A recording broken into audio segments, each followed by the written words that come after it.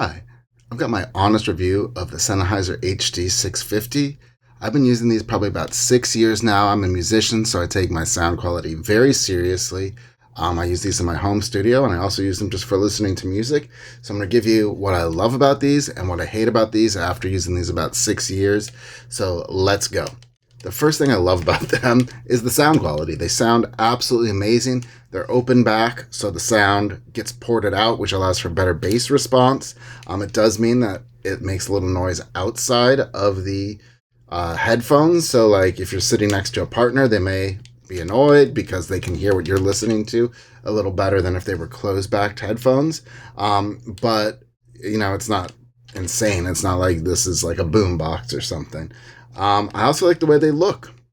More than that, though, I love the way they feel. They have these soft, cushiony pillows that are made out of like almost a velour, maybe. It sits really well on your ear. They also have like a foam padding along the top. They have just enough flex and give. They go on really easily.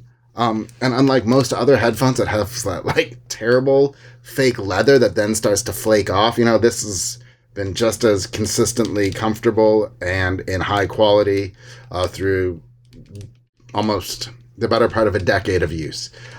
They are very stable. The one thing is certainly with plastic everywhere, like I wouldn't want to pack this in a bag. I would be concerned that they could break that way.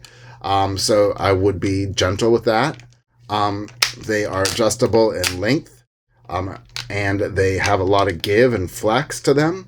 You also have their 1/4-inch cable, so these aren't going to go into a standard headphone plug. You definitely need either an adapter or for more of an audiophile quality headphone jack, and you may need a power amp or a headphone amp for these so that you can hear them, because they require just a lot of power to drive them and sound well.